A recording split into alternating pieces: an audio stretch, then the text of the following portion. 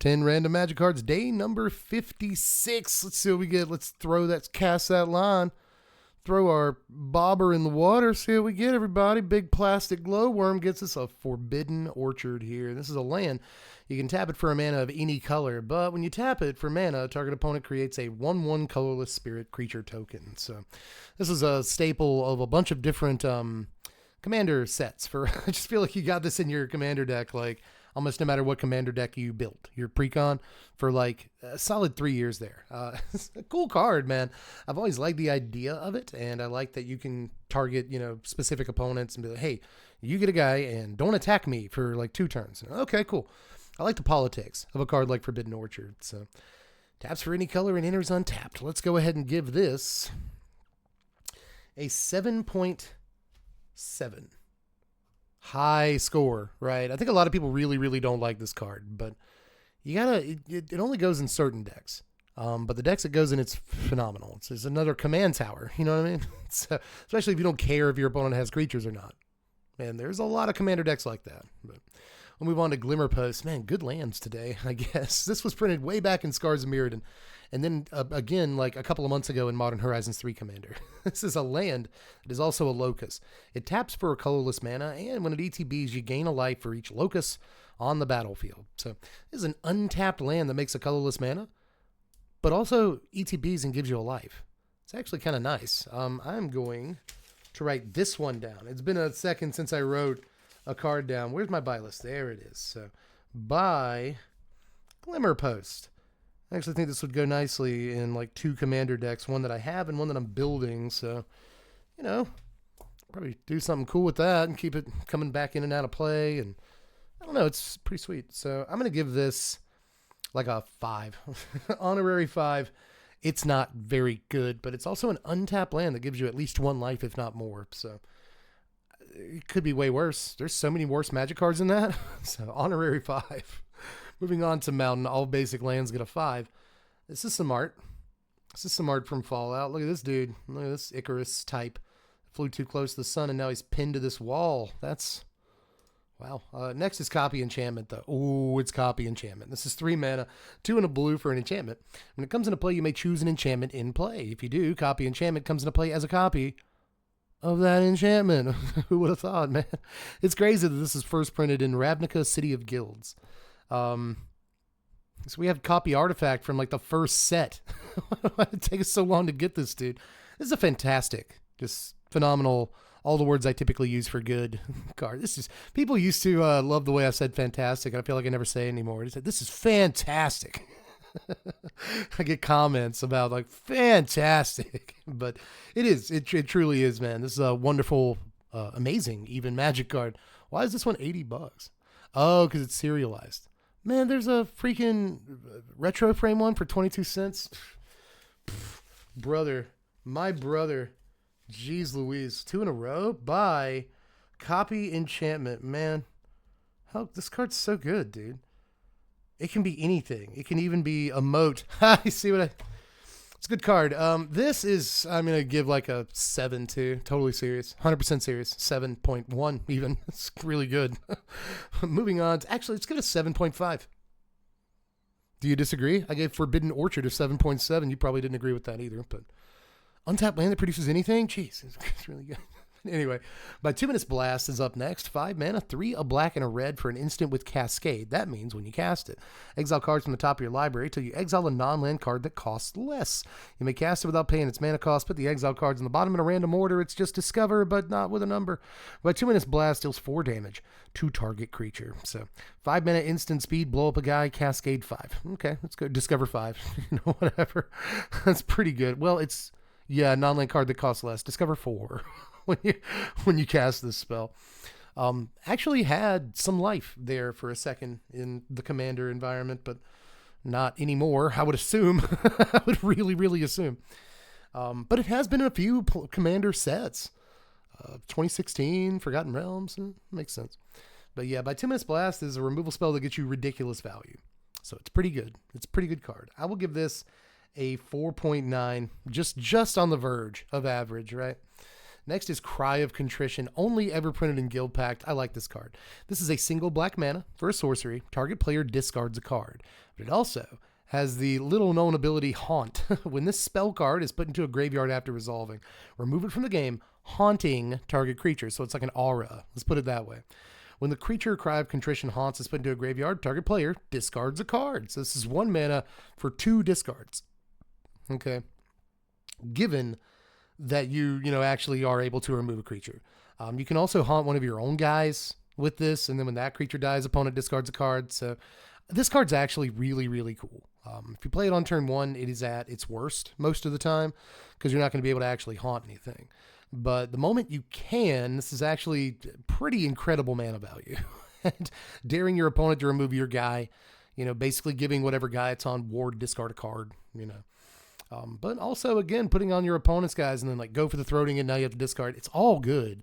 And it's very, very low sort of cost of entry, right? So I like this. I'm going to give it a 4.7 because I recognize it's not amazing, but I just like it. I do.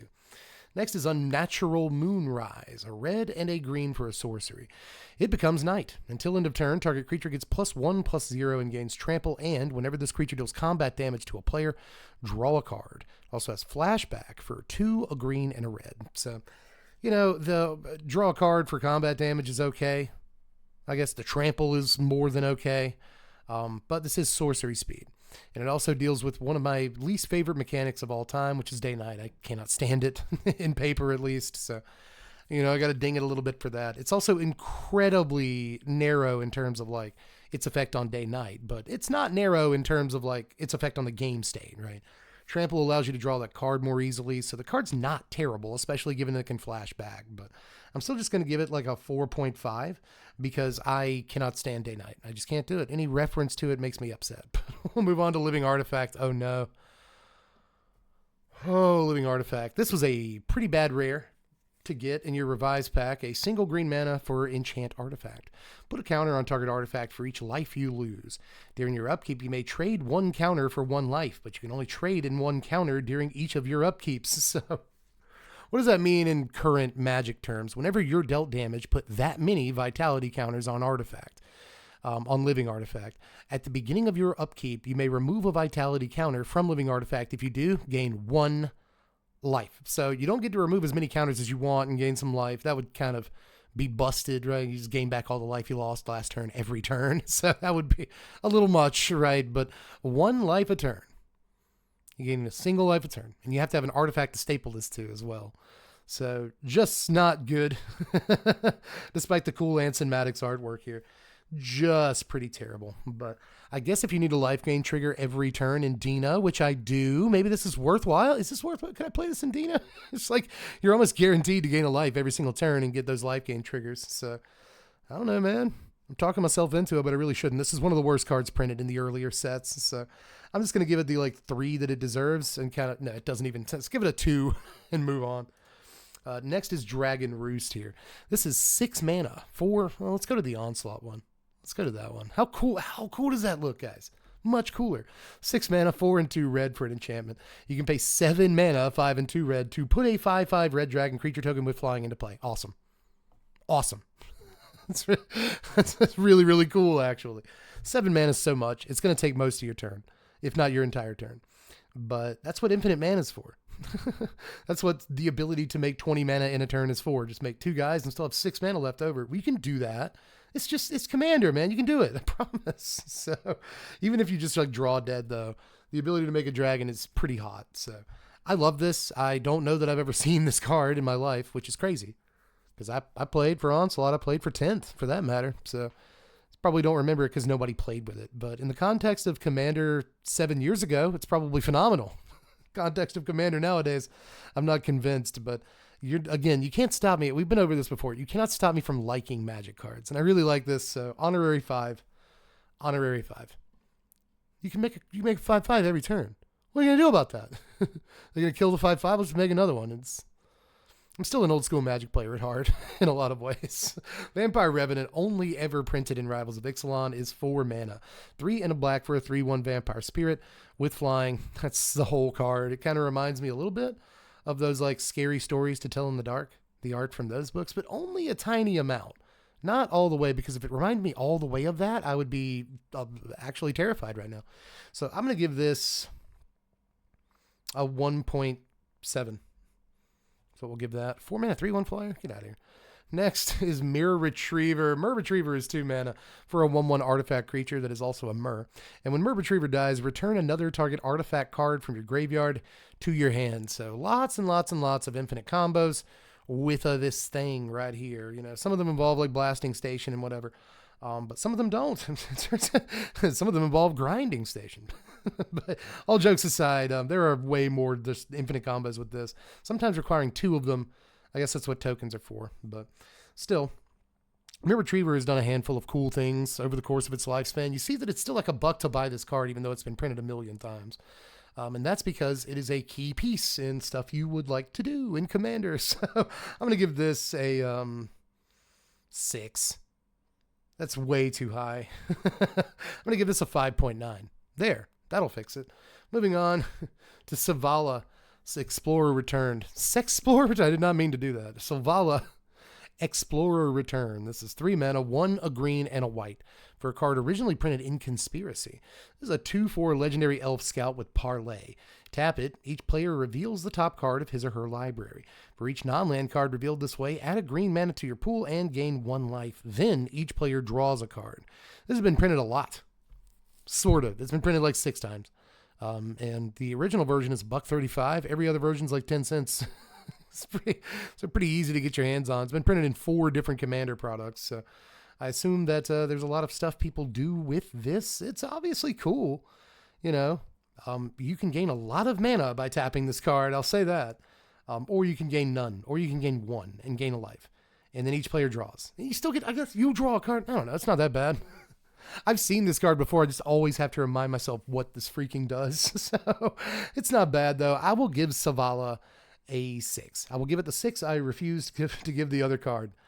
I think a 6 is about right for this thing. But I get to ask the audience once per video, and I think I'll use it on the final card again today. What do you give Salala? What are your Salala stories? Because everyone's played against the card in Commander, or at least most people have that do play Commander, because it's kind of everywhere. But just let me know how you feel about all the batch of cards today, and I'll see you again tomorrow, guys. Bye.